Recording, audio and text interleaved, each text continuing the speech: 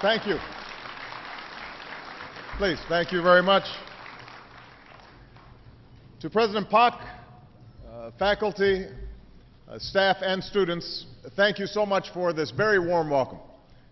It is a great honor to be here at Hankuk University of Foreign Studies.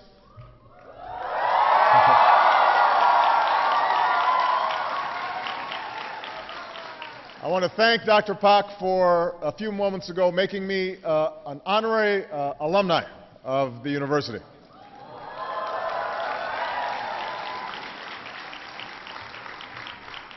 Now, I know that this school has one of the world's finest foreign language programs, which means that your English is much better than my Korean. All I can say is, 감사합니다.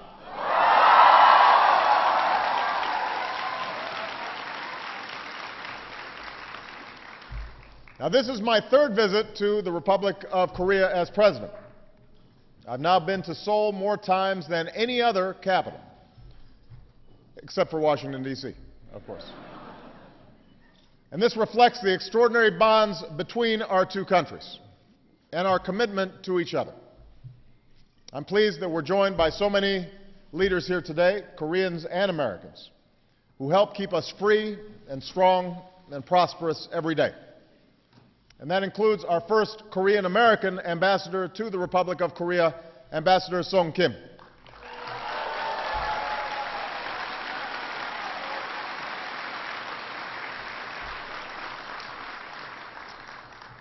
I've seen the deep connections between our peoples in my own life, among friends and colleagues. I've seen it in so many patriotic Korean Americans, including a man born in this city of Seoul who came to America and has dedicated his life to lifting up the poor and sick of the world. And last week, I was proud to nominate him to lead the World Bank, Dr. Jim Yong Kim.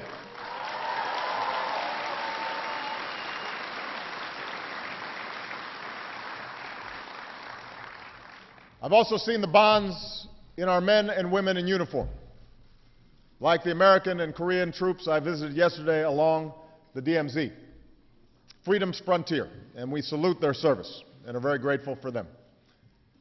We honor all those who have given their lives in our defense, including the 46 brave souls who perished aboard the Chonan 2 years ago today.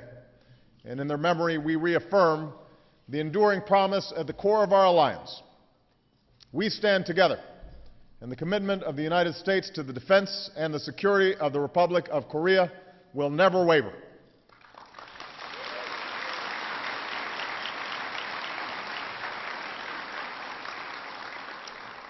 Most of all, I see the strength of our alliance in all of you. For decades, this school has produced leaders, public servants, diplomats, business people, who've helped propel the modern miracle that is Korea, transforming it from crushing poverty to one of the world's most dynamic economies, from authoritarianism to a thriving democracy, from a country focused inward to a leader for security and prosperity not only in this region but also around the world, a truly global Korea. So to all the students here today, this is the Korea your generation will inherit. And I believe there is no limits to what our two nations can achieve together. For like your parents and grandparents before you, you know that the future is what we make of it. And you know that in our digital age we can connect and innovate across borders like never before, with your smartphones and Twitter and Me Today and Kakao Talk.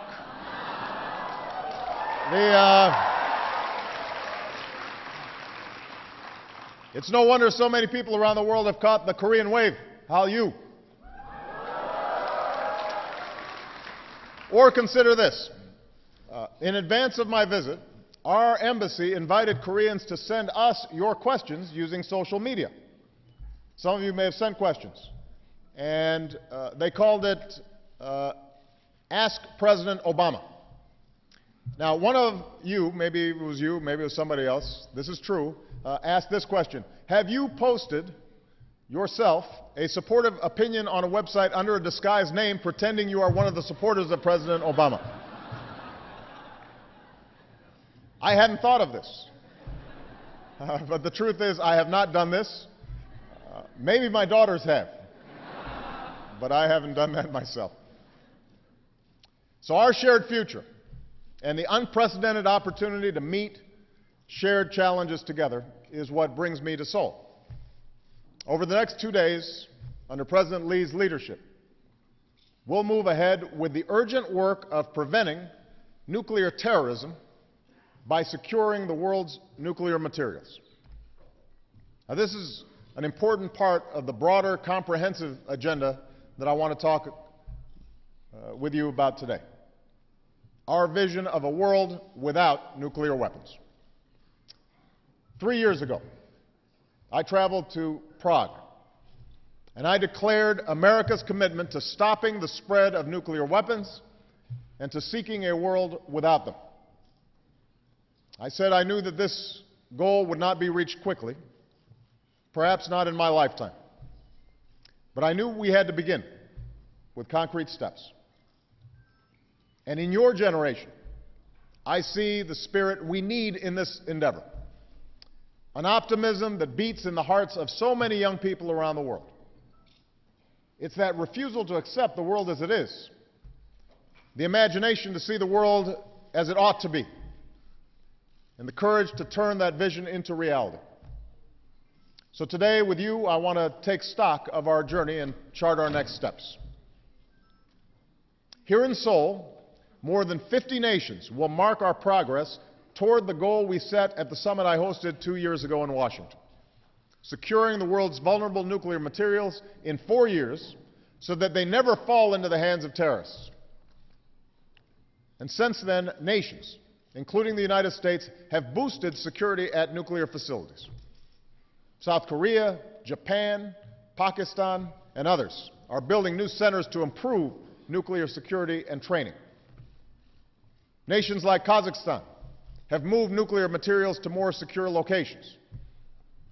Mexico, and just yesterday, Ukraine, have joined the ranks of nations that have removed all the highly enriched uranium from their territory.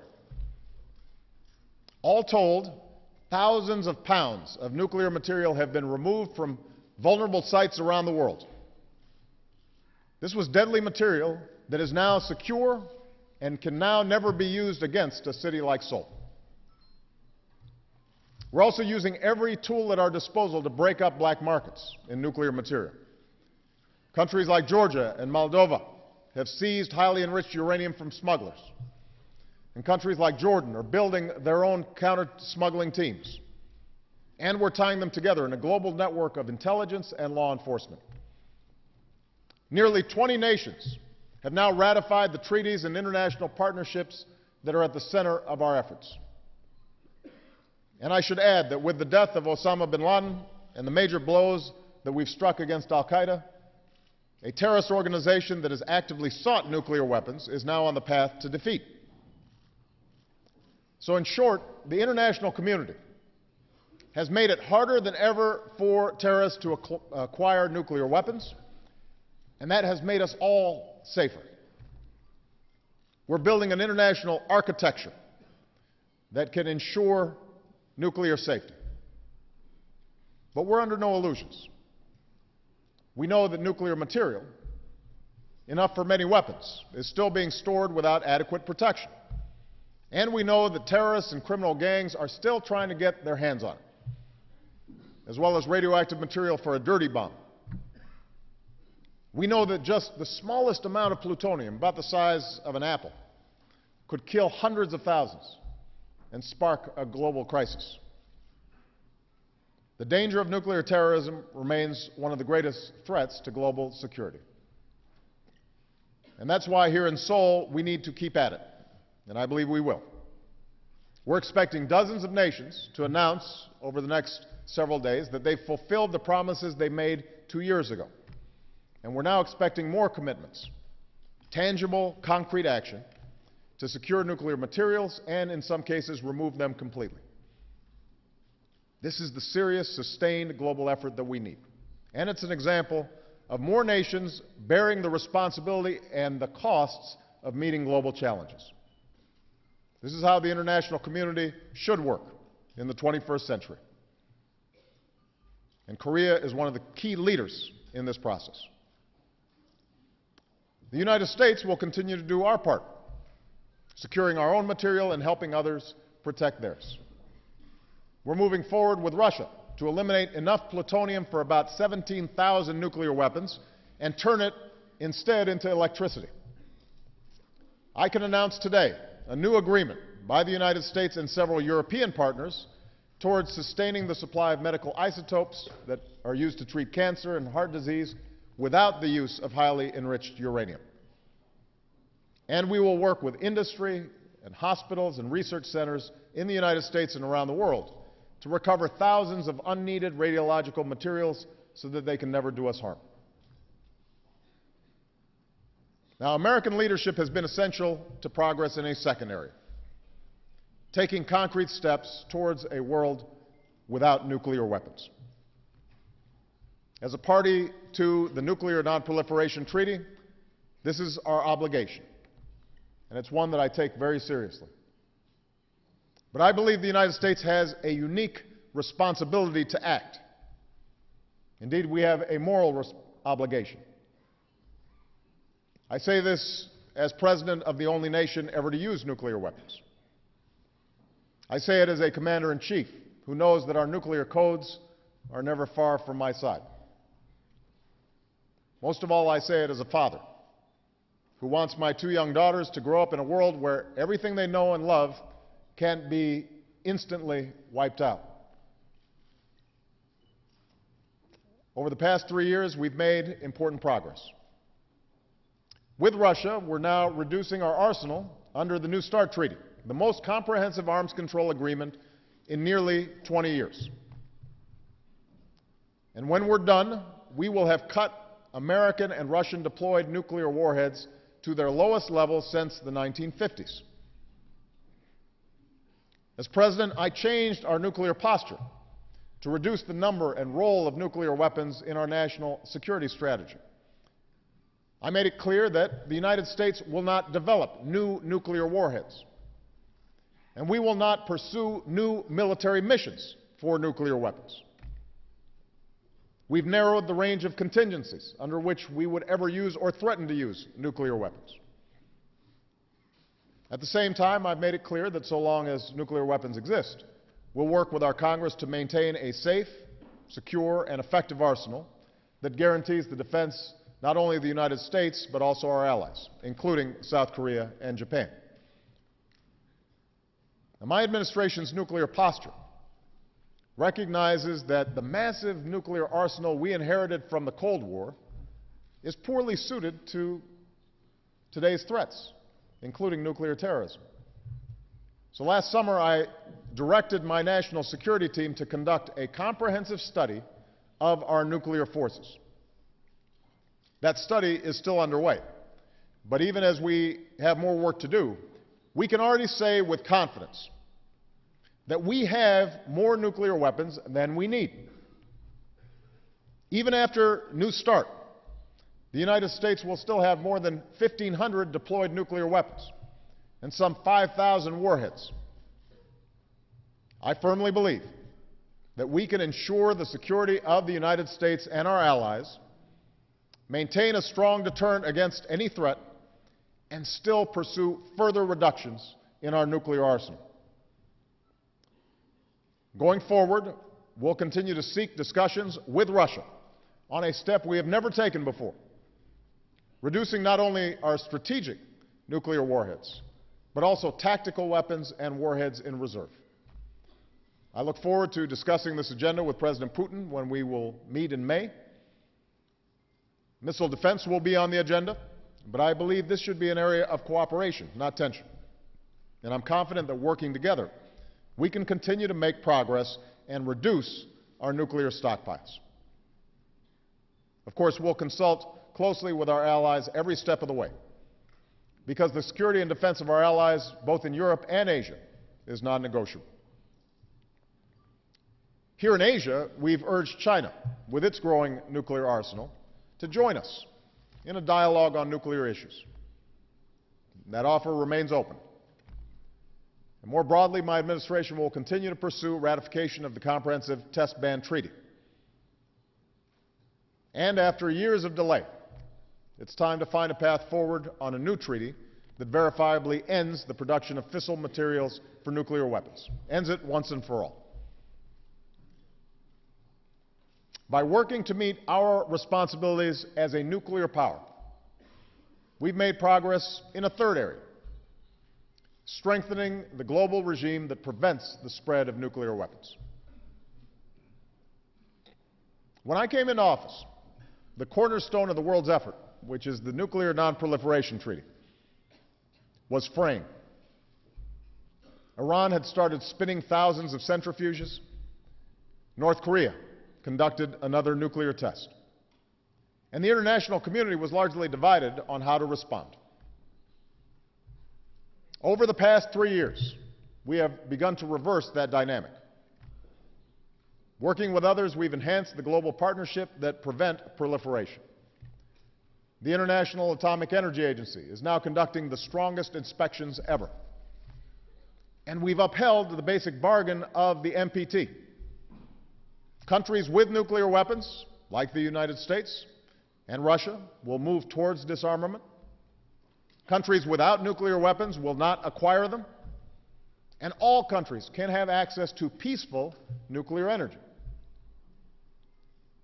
Because of these efforts, the international community is more united, and nations that attempt to flout their obligations are more isolated. Of course, that includes North Korea. Here in Korea, I want to speak directly to the leaders in Pyongyang.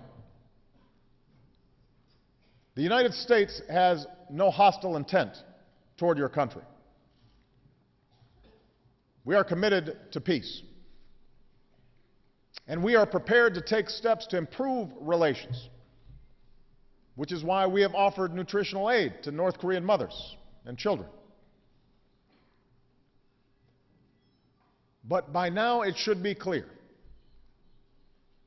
your provocations and pursuit of nuclear weapons have not achieved the security you seek. They have undermined it. Instead of the dignity you desire, you're more isolated. Instead of earning the respect of the world, you've been met with strong sanctions and condemnation. You can continue down the road you are on, but we know where that leads. It leads to more of the same: more broken dreams, more isolation, ever more distance between the people of North Korea and the dignity and the opportunity that they deserve. And know this: there will be no rewards for provocations. Those days are over. So to the leaders of Pyongyang, I say, this is the choice before you. This is the decision that you must make. Today we say, Pyongyang, have the courage to pursue peace and give a better life to the people of North Korea.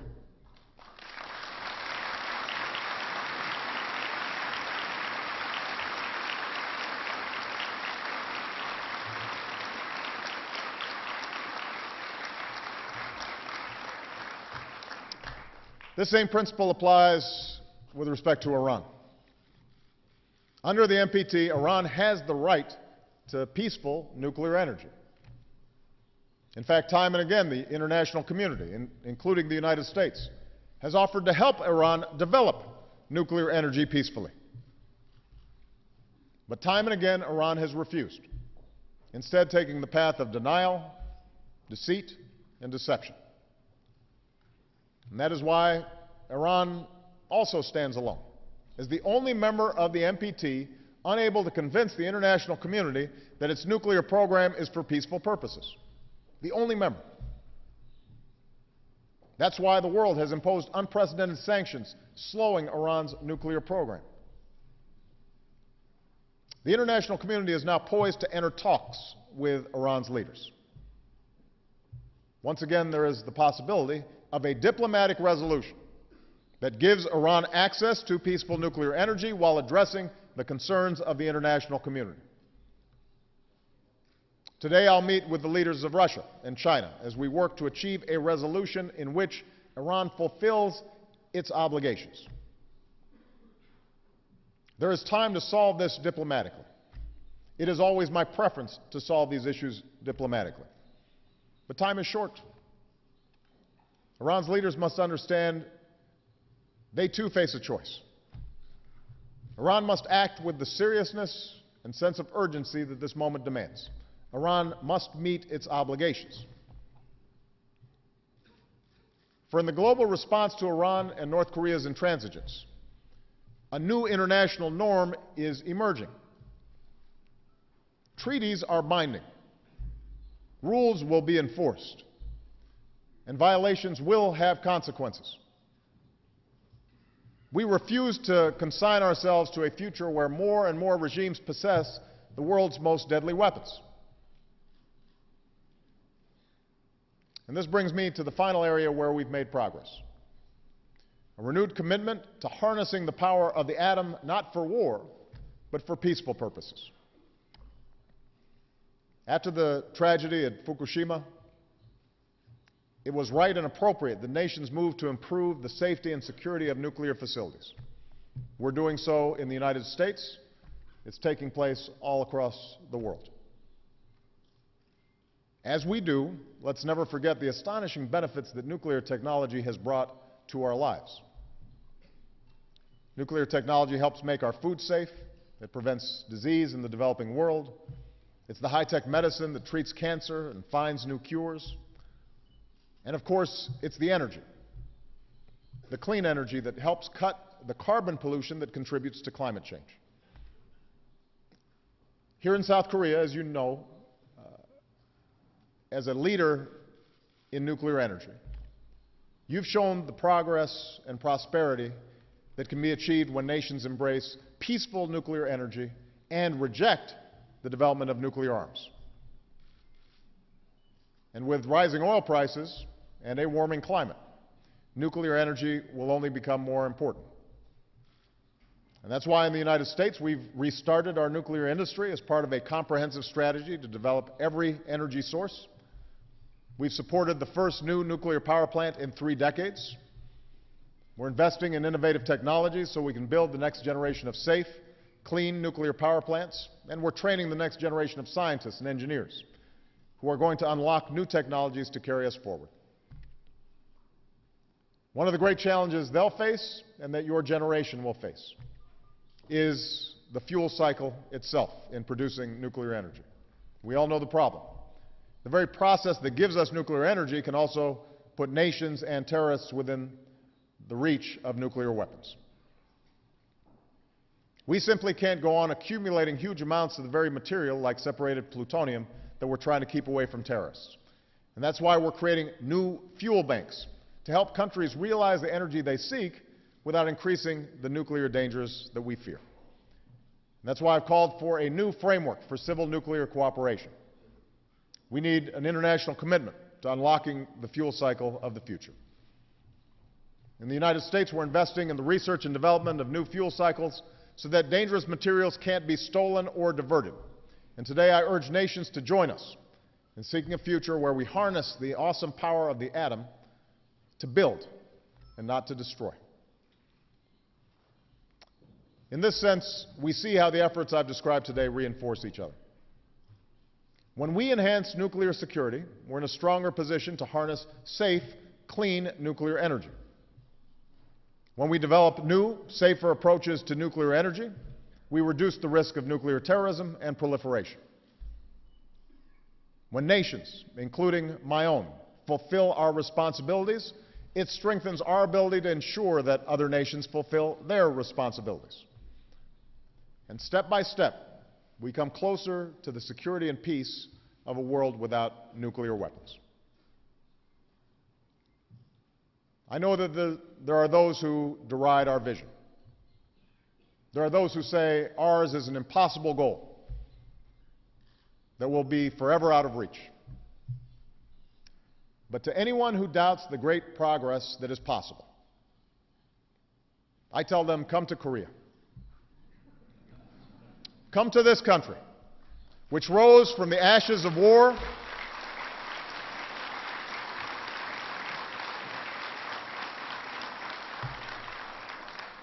a country that rose from the ashes of war, turning rubble into gleaming cities. Stand where I stood yesterday, along a border that is the world's clearest contrast between a country committed to progress, a country committed to its people, and a country that leaves its own citizens to starve. Come to this great university, where a new generation is taking its place in the world.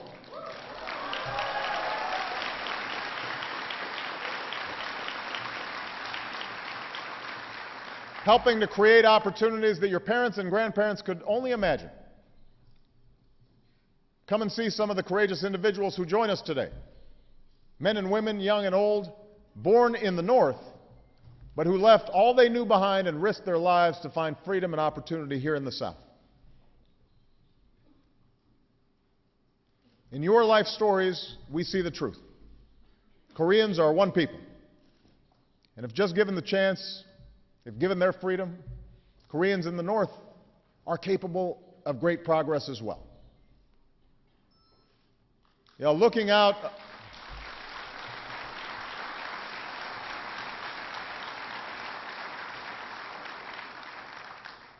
across the DMZ yesterday, but also looking into your eyes today, I'm reminded of another country's experience that speaks to the change that is possible in our world.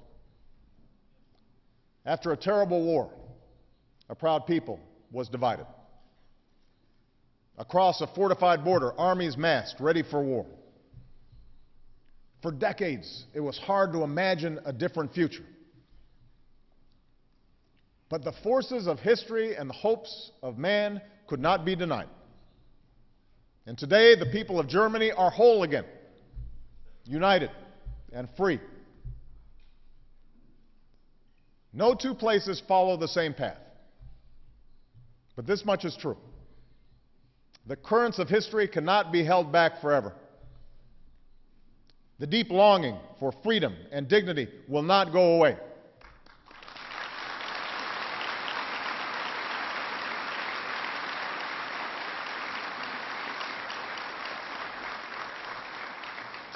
So too on this divided peninsula. The day all Koreans yearn for will not come easily or without great sacrifice. But make no mistake, it will come. And when it does, change will unfold that once seemed impossible. And checkpoints will open, and watchtowers will stand empty, and families long separated will finally be reunited. The Korean people at long last will be whole and free. Like our vision of a world without nuclear weapons, our vision of a Korea that stands as one may not be reached quickly, but from this day until then, and all the days that follow, we take comfort in knowing that the security we seek, the peace we want, is closer at hand because of the great alliance between the United States and the Republic of Korea.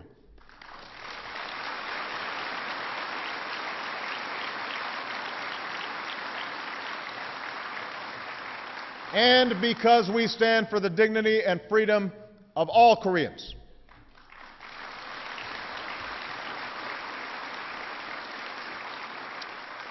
And no matter the test, no matter the trial, we stand together. We work together. We go together.